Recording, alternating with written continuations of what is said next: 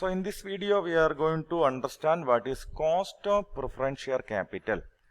നമുക്കറിയാം preference share capital always carrying a fixed always carrying a fixed rate of dividend. നമ്മളെപ്പോഴും ഒരു fixed rate dividend എന്ത് ചെയ്യണം ഈ പ്രിഫറൻസ് ഷെയർ ഹോൾഡേഴ്സിന് കൊടുക്കേണ്ടതുണ്ട്.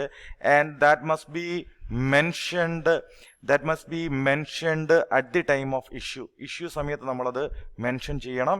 Then more over they have these preference shareholders have the preferential right in getting preferential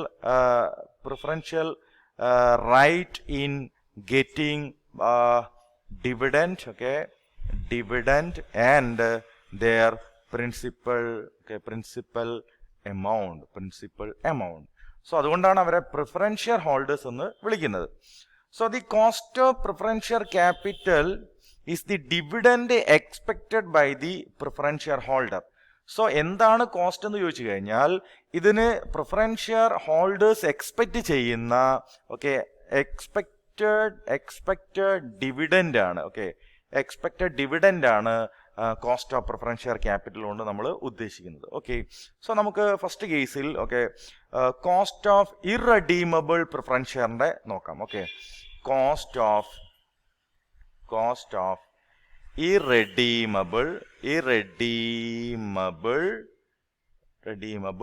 preference share capital. Cost of irredeemable preference share capital. Here cost of preference share is equal to DP divided by NP into 100. NP into 100. Here KP stands for cost of preference share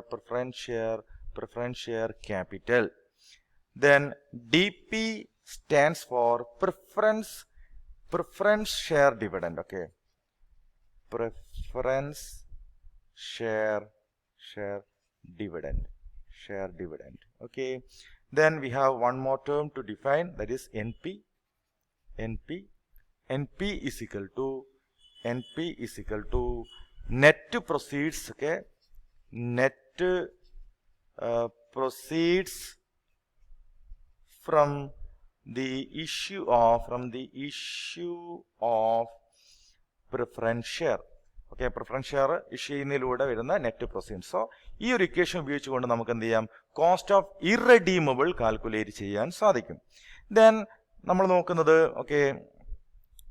next നോക്കുന്നത് cost of redeemable redeemable preference share capital ആണ്. Cost of redeemable preference share capital ആണ്. Here cost of preference share is equal to DP plus 1/n into RV minus NP divided by 1/2 into RV plus NP into 100.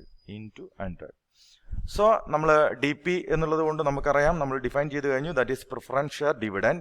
Then 1/n, ഇത് നമ്മൾ redeem ചെയ്യുന്ന പീരീഡിനെയാണ് n കൊണ്ട് denote ചെയ്യുന്നത്. Then R V എന്ന് പറഞ്ഞു കഴിഞ്ഞാൽ നമുക്കറിയാം റിഡീമബിൾ വാല്യൂ ആണ്. NP stands for net proceeds ആണ്. ദെൻ ആ വാല്യൂ ഇൻസേർട്ട് ചെയ്ത് കഴിഞ്ഞാൽ you will get cost of preference. So രണ്ട് ഫോർമുല നമ്മൾ ഡിസ്കസ് ചെയ്ത് കഴിഞ്ഞു. ഒന്ന് കോസ്റ്റ് ഓഫ് ഇറഡീമബിൾ, മറ്റൊന്ന് cost of redeemable preference share capital.